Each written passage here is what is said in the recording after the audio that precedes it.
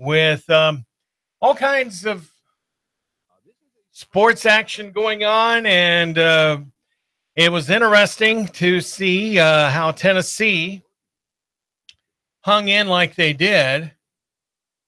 Over the weekend against LSU. LSU, I kind of figured that they would be giving a rough time to LSU, but LSU, ended up, they took care of business, and just one of those things where Tennessee just kind of got manhandled, to say the least, in their contest that they had against the Tigers up at Neyland Stadium. So for Tennessee to hang in like they did, as long as they did, was probably a pretty good thing, I guess. Tennessee interim coach Brady Hoke struck a vague tone for the second week in a row when discussing injuries, and there was quite a few of those for the Vols when he met with reporters earlier today. He did reveal one bit of a noteworthy injury news, however. He said that freshman quarterback Will McBride will be available for this season's finale against Vanderbilt. McBride was not active for the LSU game on Saturday, with Hoke saying that McBride was not ready, quote-unquote, protocol-wise. However, tight end Ethan Wolf shared on Monday that senior center Coleman Thomas is out for the rest of the season, ending his career at UT. And Tennessee football preparing for its final game of the season. But with that being said, the Vols coaching staff faces an uncertain future. The staff will coach their final game Saturday, not knowing whether they will be retained by the program's next head coach. Staff features 4 coaches with head coaching experience, with Hoke, who was formerly head coach at Michigan, San Diego State, and Ball State, and defensive coordinator Bob Shoop, who's been around the NCAA circuit over the years, offensive coordinator Larry Scott, and quarterback coach Mike Canales. Scott and Canales were both interim head coaches during their previous jobs before coming to Knoxville to assist former head coach Butch Jones.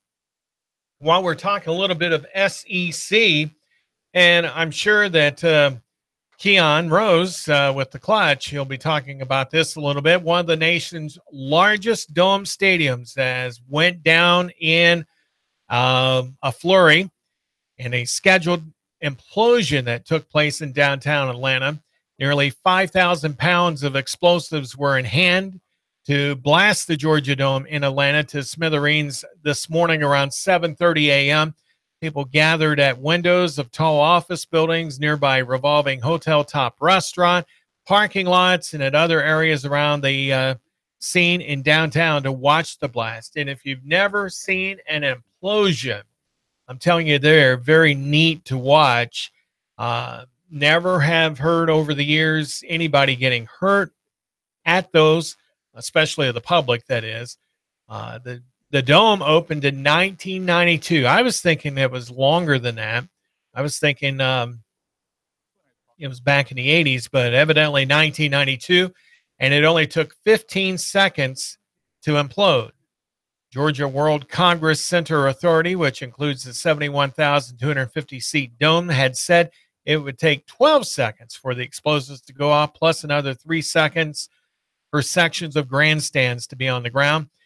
The dome has been replaced by the $1.6 billion Mercedes-Benz Stadium located next door. 5-story tall industrial strength curtain between the two stadiums was on the scene to protect the new venue from damage. According to officials, only 83 feet, less than 30 yards, separate the two venues. The Atlanta Journal-Constitution reported on that. The new stadium is home to the NFL's Atlanta Falcons and Major League Soccer's Atlanta United. In addition to the retractable roof that opens like a camera lens, Mercedes-Benz Stadium boasts an 1,100-foot halo board video display screen, a giant steel sculpture of a falcon with a 70-foot wingspan at one of the main entrances. Several streets and part of Atlanta's transit system were closed. Police said to accommodate the blast and the spectators. The idea for the Georgia Dome dates to the mid-1980s when civic leaders recommended a dome football stadium adjoining the city's largest convention center, the Georgia World Congress Center. Georgia Dome has been the site of high school football state championships, Peach Bowls, SEC championship games, 2 Super Bowls, the 1996 Olympic basketball games that were going on, 3 Final Four NCAA basketball tournaments, concerts, pro wrestling, and other events. And I never got to see it up front, close and personal. But from when I've seen it on TV, I mean, it just looks so huge. Uh, Not necessarily cavernous, but, very fine facility. And I know that it uh, has hosted a lot of special events. And as we said, with the Olympics being there in 96, um, it just, unfortunate to see a beautiful structure such as the Georgia Dome uh, go down in smoke like it did. UT Mox, while we're talking football, got a victory over the weekend against East Tennessee State, big in-state rival through the years, and the Mox winning that contest 10-3. And it was good to see the Mox finish out their season with the victory. They've had not such a wonderful year, a lot of injuries, of course, but a lot of seniors that are going to be walking away after they get their diploma. Hopefully they're getting their diploma at the end of their school semester, whenever that ends, whether it is here in January or if it's later on in the early summer months. And, those players hopefully will be able to continue on. One player is looking, coaching staff's looking at getting a 6th year of eligibility for that individual. We talked about that a little bit on Friday. So it will be interesting to see how the NCAA rules on that situation there due to injuries that have kept that young man from being able to play his senior year. And if I'm not mistaken, what I remember correctly, he did end up coming back. I mean, he didn't dress because of the injuries and stuff, but he was able to be back on the sidelines and stuff uh, during, the season here in the last couple of weeks. So hopefully the Mox will be able to get his services back. And, of course, with Coach Arth trying to build on the future. And that's one thing that the Mox will hopefully be able to do, and try to um, cultivate from the various players that, are graduating from high school here in May or June of this coming year. And hopefully we'll be able to build on the good fortunes that they are trying to do in college football, and especially with the Southern Conference. And hopefully the Mox will be able to improve on their season that they had here this year. A bit of a transition year, and so hopefully Coach Arth will be able to do that. One thing we want to talk about is a lot of basketball going on in the region.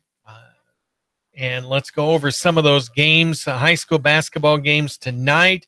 Saudi Daisy is at Red Bank, and Signal Mountain is at Dalton. That game will get underway at 8:30. They're at Dalton High School. The Saudi Daisy Red Bank game gets underway at 7:30 tonight. Um, let's see what else. Notre Dame will be in action tomorrow at 7 o'clock with Murray County out of Chatsworth, Georgia. Uh, let's see here. Hickson tonight will be taking on Ray County. That'll get underway at 7:30. Then tomorrow night they play at Saudi Daisy. So a little bit of action going on there. Tomorrow night also has Polk County taking on Chattanooga Christian in Chattanooga. And then they will be back in action on Friday night at 7 o'clock with Lookout Valley. And both of those are at the Chattanooga Christian School complex. In fact, the Lookout Valley Chattanooga Christian game is a part of the CCS Thanksgiving Classic that will be going on. And also East Ridge will be in action tomorrow night, 7:30 with Ottawa. So a lot of basketball action, high school basketball action on tap here in the region, as we are still got a little bit of playoff action that is continuing on for a lot of teams, but high school basketball starting to take off in its own, and all the other winter sports in action here already. Glad to have you along. If you'd like to talk sports, you can always give us a call at 423-800-8949, 423-800-8949. LSU had a good time with Tennessee. Tennessee held in there for a little bit, maybe for a series or two, with the Vols trying to get back into good graces. Even though I talked about this a little bit last week, I still think Brady Hoke will probably end up getting that head coaching job. And if they can beat Vanderbilt, he's not necessarily guaranteed that, but I think it helps his opportunities in getting that head coaching job. Once again, he hasn't been a head coach in a number of years since he was at Michigan and leading the Wolverine program. And, Coach Hoke is a good coach. We said that also about Butch Jones, but it is a game of what have you done for me lately. Glad to have people watching in on Facebook Live, wherever you may be, and, of course, on YouTube as well, here with Nooga Radio and Sports Talk with Sam Jordan. Don't forget the Clutch with Keon Rose coming your way here at 7 o'clock. And later on tonight, it's Monday Night Football. Atlanta Falcons will be up in Seattle, Washington to take on the Seahawks. I actually believe that the Falcons will win this game. A lot more confidence in them winning the game than what my Cowboys appeared to not be able to do last night. Now, they held in there. They were leading at halftime 9-7, but second half, when the Eagles came out of the locker room, they were actually ready to play football and put up a 37-9 victory over the Cowboys, and pretty much assuring themselves of winning the NFC East. Now with a 9-1 overall record, the Cowboys dropped to 5-5 on the season. And after that, with the Giants and the Redskins kind of gave one away yesterday as well. So, not that I'm a Redskins fan or anything of that sort. I'm definitely not an Eagles or a Giants fan, but I would give a little bit of support toward the Redskins. But it is what it is. Steelers and Titans, that game from last Thursday night, I thought for a moment Tennessee was going to hang in there with the Steelers, and did for a little while. And it was like then the Steelers started pulling away. One thing about last night's game, the Eagles kicker he got hurt when he was trying to make a tackle after a missed field goal opportunity, and ended up they had to go for 2-point conversions the rest of the way. And they even had a lineman, I believe it was, that ended up was an emergency kicker. And I guess when he played college ball, he had actually had some experience. And when he kicked off the one time, he actually had a pretty good booming foot for the Eagles. And so I've got to give him credit there for not really having much practice time of doing kicks. It's not an easy task, because I tried it one time, part of Media Day at Bucknell University up in Lewisburg, Pennsylvania, when I was a part of the Bison Sports Network. And I actually kicked a 35-yard field goal, which that for someone in their early 30s and not ever really getting into kicking, I felt that was a pretty good effort on my part, back then. So for the Eagles to be able to do those 2-point conversions, instead of getting 7, they got 8.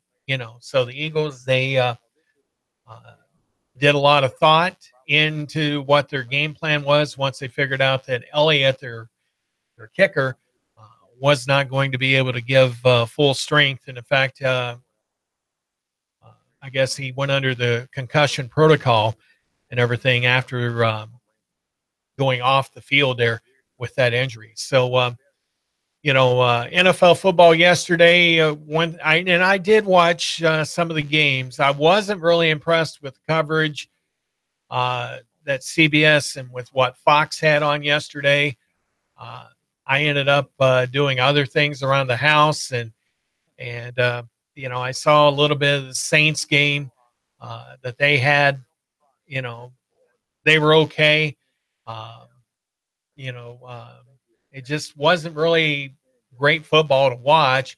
And then I wait for the 7:30 game with the Cowboys and the Eagles down in Dallas.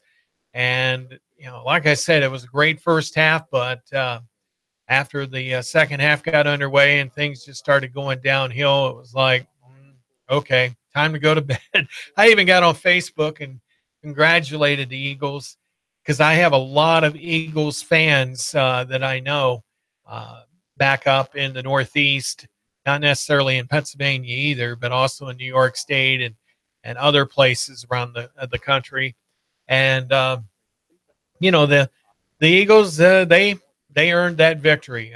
I won't knock them for that. And so Cowboys, they can't ride just specifically on Ezekiel Elliott being suspended, not being in the game. They can't just count on Sean Lee being hurt and won't be back until week 16. And then also with a couple other key players that they've got on the squad uh, in getting them across to the promised land of playoffs. They've got to really stick to their guns here on the next man up and have that backup talent. I really felt bad for the Green Bay Packers because I was watching a little bit of that game, and their backup quarterback for Aaron Rodgers. I think if I was Mr. Hundley, that I probably would have just said, okay, I really need to step up my game. He stunk it up so bad that I kind of felt bad for him because when you've got an Aaron Rodgers and as good as Aaron Rodgers is, and then you don't really get the snaps or the repetitions like you need, and you've got an offensive line that is probably one of the better ones in the NFL. I'm not saying they're the best, but they've got a pretty good offensive line. Um, it just seemed like they didn't care. The line didn't. And Hundley just kind of got hung out to dry a couple times. But some of the teams out there that kind of impressed me a little bit was with Jacksonville. Jacksonville is doing very well. Uh, the Patriots, they love Mexico, not maybe just for the tequila either.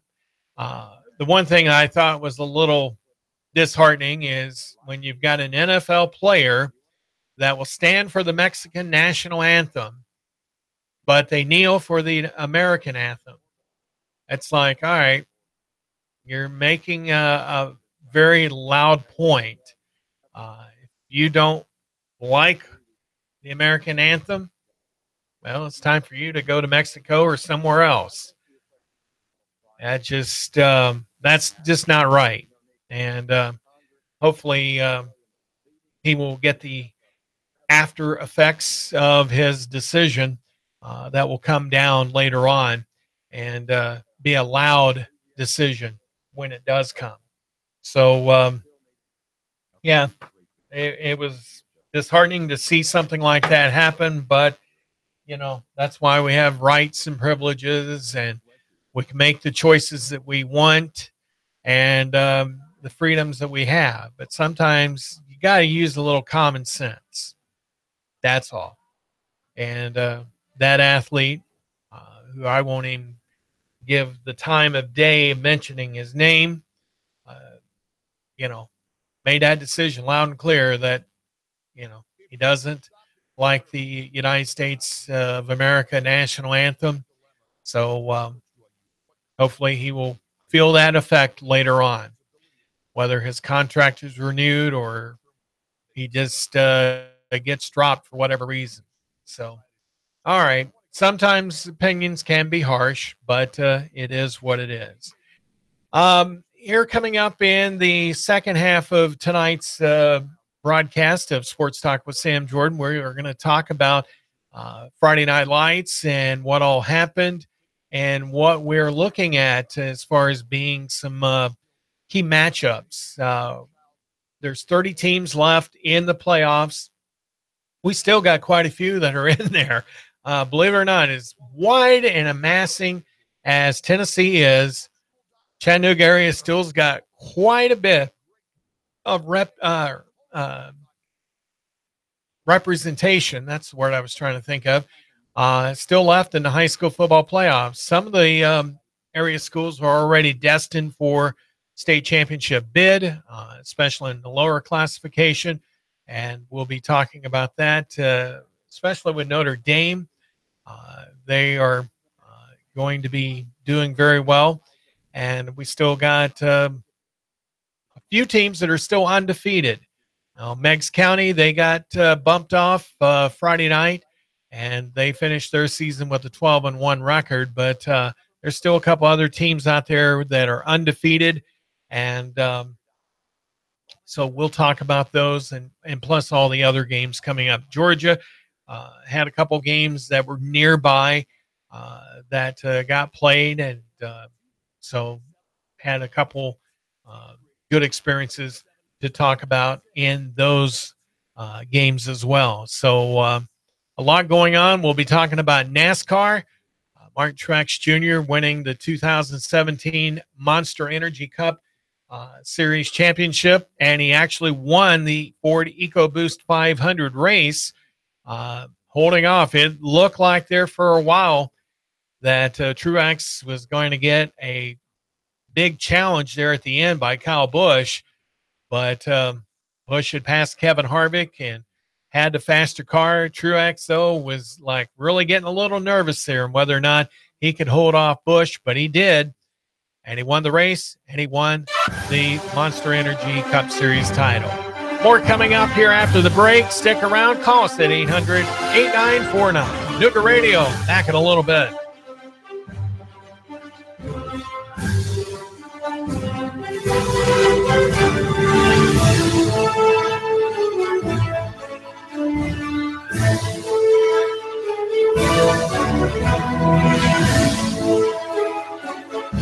The Tennessee Valley's news talk leader, Nooga Radio, digital FM 95.3 HD4 and 92.7 FM. 3, 2, 1. Chattanooga Radio, digital FM 95.3 HD4, 92.7 FM's news.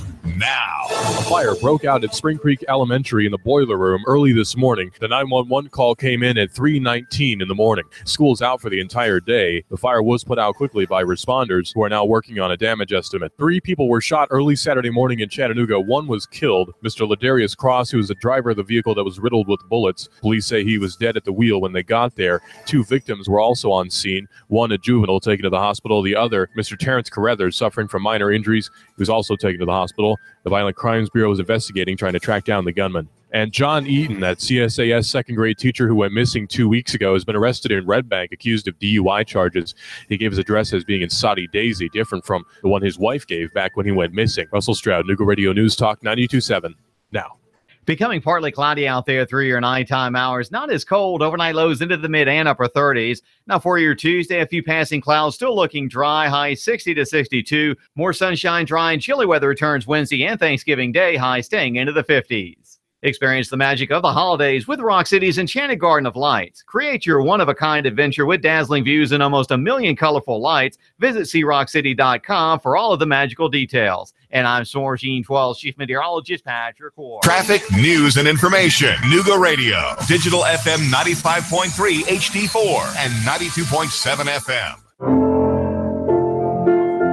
Hi, this is Sonia with the Mountain Oaks Weddings, Events, and Tea Room in Ottawa, located in the former James County Courthouse. Go back in style when you're planning your next event. Mountain Oaks is a full-service wedding venue and catering facility. No fuss, no mess, no cleanup when you schedule your next special event with Mountain Oaks. Leave the planning and the work to the experts, but take all the credit for your wonderful event. Call me, Sonia, at Mountain Oaks today at 423-238-9333 and leave the work to us. 423-238-9333 or stop by our location on Church Street in Ottawa. Pulse Centers of Chattanooga offers non-medical solutions to your body's problems using a state-of-the-art technology called pulsed electromagnetic fields, PEMF for short. We help fuel the body's natural healing response. If you're tired of taking harmful, addictive drugs that only dull your pain and cause awful side effects, the knowledgeable, friendly staff at Pulse Centers can help you end that cycle. Call to schedule a free whole body assessment at 423-771-7755. That's 423-771-7755. An automated nuclear missile defense system has suddenly entered into launch mode, and you are the only one who can stop it. Escape Experience Chattanooga. Your team has just been infected with a deadly virus. Your only hope? There, in an abandoned farmhouse. Escape Experience Chattanooga. Handcuffed in a maximum security prison, you have an hour to flee. Escape Experience Chattanooga. These escape scenarios and more at Chattanooga's best escape room, game, and team building platform. Call now. Slots are limited. Register online at escapeexperience.com/Chattanooga. Escape Experience Chattanooga. The Tennessee Valley's news talk leader, Nooga Radio, digital FM 95.3 HD4 and 92.7 FM.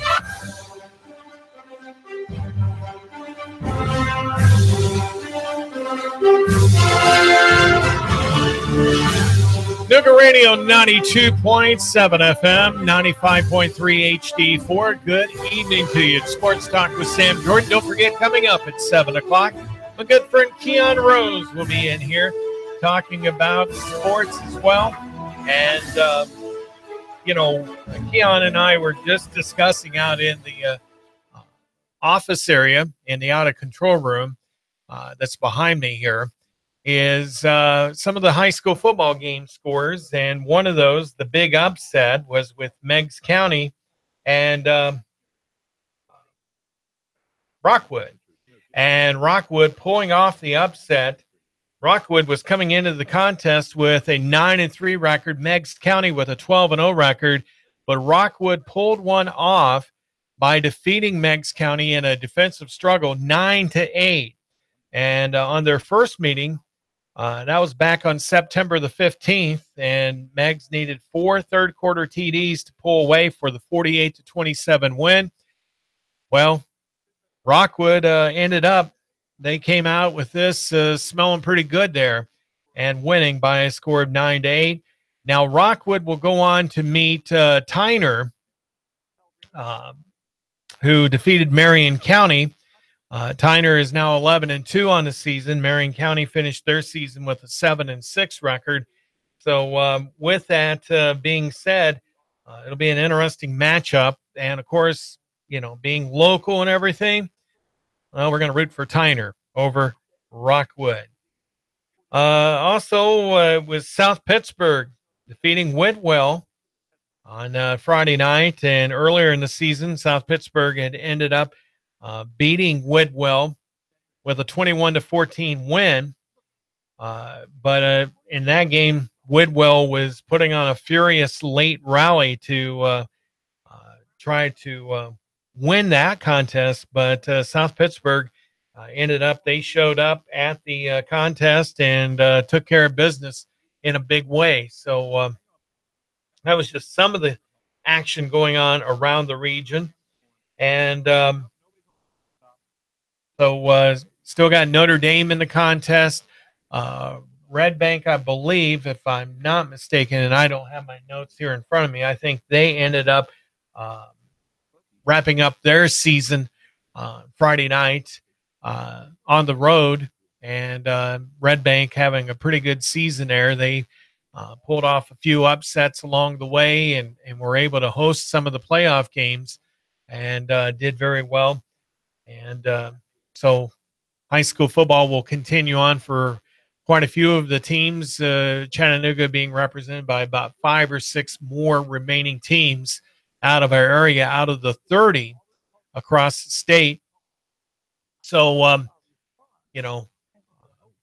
it'll be interesting to see how things go there. And like we said, Maryville had a contest where they were able to defeat their opponent from the area as well. They're just a awesome team, to say the least. Now, we talked a little bit about NASCAR. Martin Truex Jr. Was able to, Maryville defeated Bradley Central. That's who I was trying to think of. And McCauley lost at the hands of Brentwood Academy. Wanted to get those two in there. Brentwood Academy now 11-0. McCauley finishing their season with an 8-4 record. And McCauley had pulled off a couple of upsets with Ensworth, who actually had a better record than what McCauley did. But McCauley ended up coming away with that victory and then ran into the buzzsaw in Brentwood Academy. But Maryville goes to 12-1. Bradley Central finishes their season at 10-3. So wanted to get those in there before we move on here. But as we said, NASCAR wrapping up. Martin Truex Jr. getting the victory in the first Monster Energy Cup Series title, edging out Kyle Busch, Kevin Harvick. Kyle Larson was trying to put a charge on there at the end, but just could not get enough going there toward the end to get that victory. Kyle Busch, I was a little disappointed in, but not thinking that it was unexpected coming from him in his post-race interview there with NBC. He wasn't quite so generous or using good, kind words, even though it was the last race of the year. I just think he's an overgrown brat, to say the least, with his comments that he had for some of his NASCAR colleagues out there. And just because he did not finish in first, either with the race or with the series title, I think he could have been a little bit more diplomatic in his choice. But you know what? They all need a break. They've raced 36 weeks, and they need a little bit of time off. And they'll have that time off here probably until about mid-January, if not maybe just right after the first of the year, as they get ready for their 2018 season. Believe it or not, 2018 is not that far away. The very first race for drivers is going to be on February 11th with the Advanced Auto Parts Clash at Daytona. And then they'll have the Can-Am Duels. There'll be 2 races in that, and they'll take the top drivers from each of those 2 races to determine the starting order for the Daytona 500, the Great American Race, which is on February 18th. That'll wrap up Speed Week in Daytona with those 4 events there, actually 3 with an extra race there on the 15th. But February wraps up with the Folds of Honor Quick Trip 500 in Atlanta. And then we just keep racing right along for several weeks. June, Father's Day weekend, they'll get some time off. And, of course, in August, they'll get a break. And then they will be racing hard the rest of the way through the 2018 season. And, of course, your NASCAR racing station for the Chattanooga area is right here on Nooga Radio 92.7 FM and 95.3 FM HD4.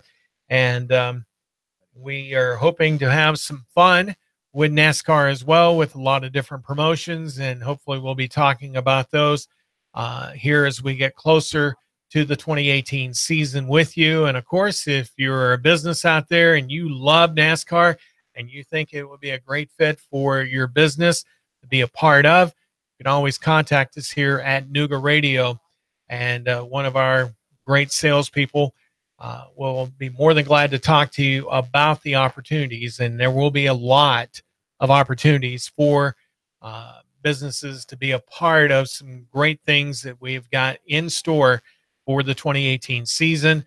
Hopefully we'll be doing a pick 3 contest and having t-shirts with the schedule on there, and also talking about the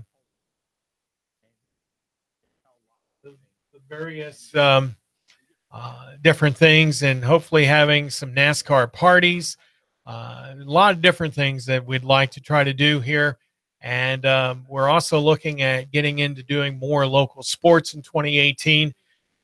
Sports director Keon Rose and myself, we've been talking about some of those different ideas, and we may be having some of that here before the end of 2017 gets here, which is, vastly going away from us. Let's talk about some area athletes and area schools. In basketball, the Dalton State College men rolled 92-71 against Carver College in Life University's Running Eagle Classic on Saturday down in Marietta, Georgia. Dalton State's 4-1 on the year, ranked number 6 in the NAIA Division I. They scored their first 9 points of the game and eventually led 47-27 at halftime and never trailed after that, scoring in double figures. For the Roadrunners were Reed Dungeon with 22 points, Aaron Burris with 16, Sean Chisholm with 14, and Rasheem England with 14. Johnny Crumley had 21 points and 10 rebounds for Sewanee as the Tigers lost 64-60 to Methodist University on Sunday in the final game of their Lon Varnell Classic. Crumley came off the bench, shot 7 for 9, including 6 for 8 from the 3-point range. Hunter Besher added 12 points, and Luke Smith 10 for Sewanee, who's now 1-1. Methodist is also at 1-1. So we wish Sewanee success in their season. Chattanooga resident Sarah Kate Gartman was 17th individually in the NAIA women's cross-country meet Saturday up in Vancouver, Washington, and she led Milligan College to a 7th place finish. Gartman's time of 17:56 on the 5-kilometer course counted as 14th place in compiling team points, representing Tennessee Wesleyan as individuals. Hannah Rhodes was 116th in the 5K. Jonas Simon was 87th in the men's 8K race that went on. McCallie and Dalton finished first and second among 18 boys teams, and Harpeth Hall was the girls' winner out of 23 teams.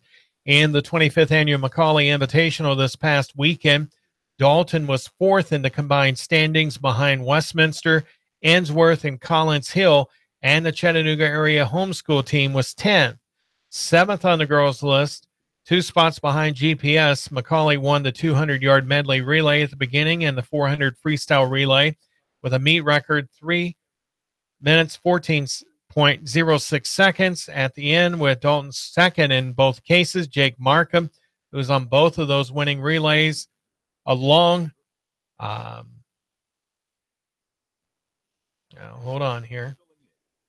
along with Reese Gallagher, who also won the 100 free and the 100 backstroke events. Colley's Ethan Bevel and Dalton's Ross Valdez were first and second in the 100 butterfly. Bevel was on the winning medley relay and the runner-up 200 free relay and was second, with Gallagher 4th and the homeschoolers Gabriel Johnson between them in the 200 individual medley. Johnson was second in the 500 free, with Macaulay's Will Jackson and Max Ransom 3rd and 6th. Dalton's Valdez and Anthony Calderon Schuler 4th and 5th. Ransom and Jackson were part of the record 400 relay and were 2nd and 3rd in the 200 free, with Calderon Schuler 4th. Homeschoolers Luke Massey won the 100 free. Shaheen was 4th in the 100 free. Raul Valdez was 4th in the 100 back, and teammate Alex Mashburn was 5th in the 100 fly. Homeschoolers Grayson Payne led off 2 second-place girls relays, won the 100 back with Arts and Sciences Carlin Hudson 3rd. GPS's Emma Scruggs 4th, and Scruggs was 2nd with teammate Jillian Cantrell. That was 4th in the 200 intermediate medley. Payne was 3rd with Heritage's Hannah Smith 6th in the 100 free. Homeschoolers Laura Jennings was 3rd in the 50 free, and Cleveland's Brianna Belcher 3rd in the 100 breaststroke. Hudson and Cantrell were 4th and 5th in the 100 fly. And that was in some high school swimming action. Sewanee's Noel Whitlock and Kate Del Balzo set Fowler Center pool records as the female Tigers finished second out of 9 teams in Sewannee's Igloo Invitational on Saturday. The Sewanee men were first out of 7 teams with 8 event victories, including 2 individual wins apiece from Carl Failing, and Lee Haber, and a diving pool record from Jed Hendrickson. Freshman Jacob Finco, Failing, Robert Coles, and James Hoyt won the 200-yard free relay, and Finco and Hoyt also won individual races. Whitlock set women's records in both the 3 and 1 meter 11 dive events with 447.90 and 430.42 points, and Del Bazo set a 200 butterfly record of 2 minutes 15.98 seconds in the preliminaries before taking first place. Sewanee's Megan Mulhern won the 1600 free, and Abby Rapuano was third out of 34 swimmers in the 50 free. So a little bit of swimming action that was going on over the weekend, and congratulations to all of those from our immediate area. All right, don't forget the action coming up with high school sports. With basketball, we'll be talking more games that will be going on tomorrow night, Wednesday night, and of course Friday and Saturday. We will be with you tomorrow night, and then we will be off Wednesday and Thursday for Thanksgiving, as I will be heading back up to the Northeast to be with family and close friends for the holidays, and then we'll be back with you on Friday night, as we will be having some great action going on, talking about high school football, be going on that night, and also talking a little bit about the UT Vols, as they will be back in action with a season finale with Vanderbilt, and hopefully the Volunteers can wrap up their season with a victory to be on a positive note. So that would be great to be able to talk to you about that next Monday night with the Vols in victory in hand. Don't forget, this coming Saturday, Nooga Radio News Talk 92.7 FM, 95.3 FM HD4 will be broadcasting live throughout the region. And Keon, if I can get your attention, there's a sheet of paper there on your desk where you're at that has a listing of the broadcast schedule times for Small Business Saturday. Small Business Saturday was an event that was put together by American Express, and we're going to be broadcasting beginning around 9:30 with Shooter's Supply here in Hickson, and we will be going all throughout the region on that Saturday. Nope, it's full sheet. But we're going to be at various locations. You'll be hearing promos about it. But David Tulis and myself, we will be out and about broadcasting all day Saturday. Nope, not that. It's just, right. Maybe it's on my desk. Yeah. Feel free to rummage. Anyway, we will be at Loa's, Super Carniceria's Loa grocery store and restaurants in downtown Chattanooga, in Chickamauga, and of course in Hickson. We will also be at Riley's Wine and Spirit Shop located in Hickson. That is it. Thank you, sir. Like I said, we're starting off at Shooter's Supply. Then at 10 o'clock, we'll be at Covington Credit over in East Brainerd. At 10:30, we'll be in Ooltewah with Mountain Oaks Wedding Events Center in the old James County Courthouse. 11 o'clock, we'll be at Rick Davis Gold and Diamonds in Brainerd. 11:30 a.m., as I said, at Super Carniceria's Loa's Grocery and Restaurant in downtown Chattanooga. At noon, at Escape Experience Chattanooga. At 12:30, we will be at Two Crazy Greeks restaurant in Hickson. At 1 o'clock at Loa's in Hickson. Then at 1:30 at their Chickamauga store. At 2 o'clock at the Knife Shop at Frost Cutlery in Ooltewah. At 4 o'clock, we will be at Harry's Wine and Spirits, Signal Mountain. At 5 o'clock, we'll be at East Brainerd Wine and Spirits in East Brainerd. And at 6 o'clock till 7, Riley's Wine and Spirits in Hickson. So we are going to be out and about. And if you are a small business out there and you want to participate in Small Business Saturday, very effective live broadcast for a half hour.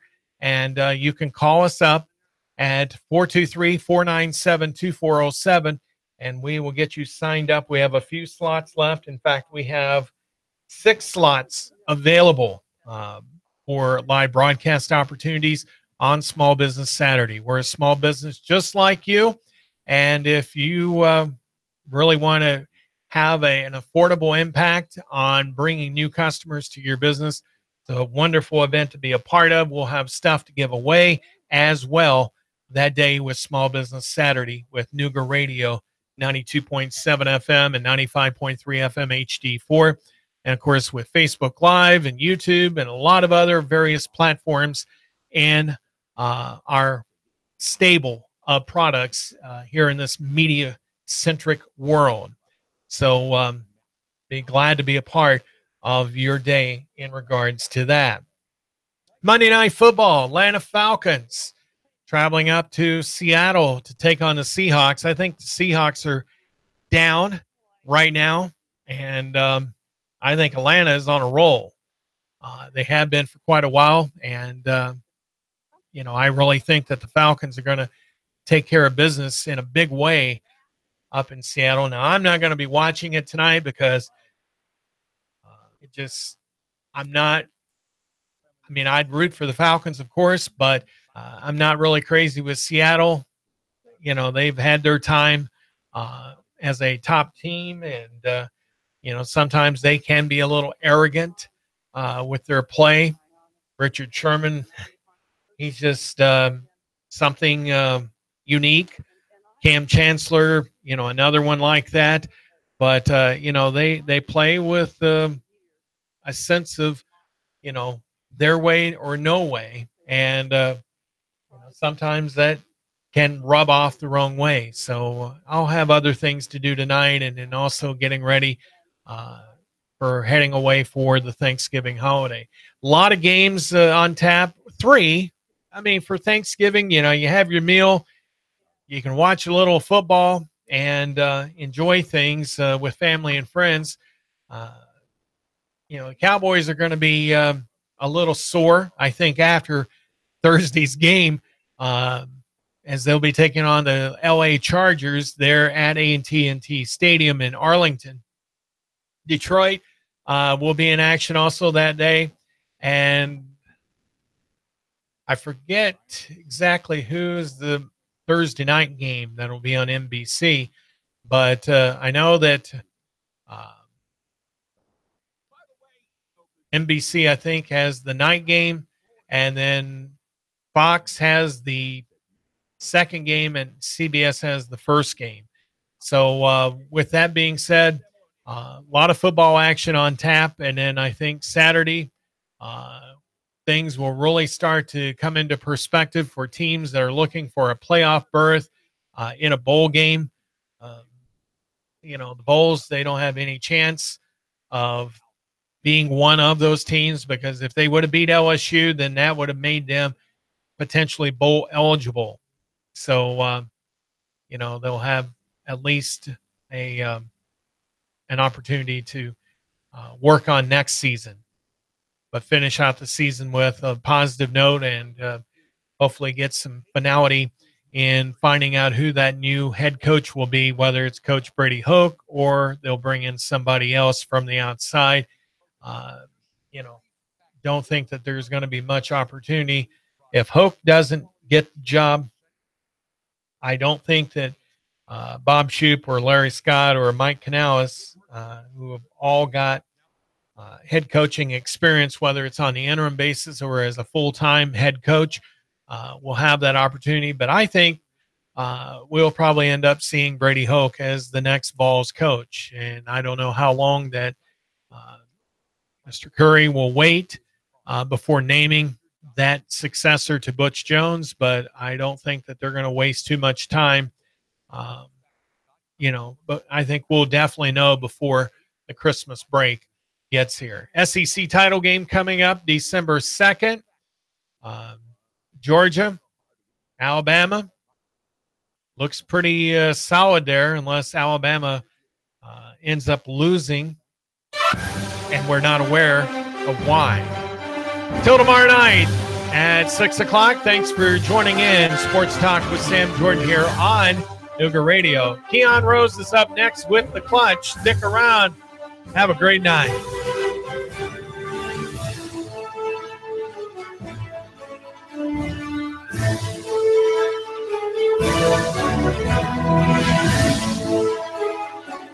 .3 HD4, 92.7 FM.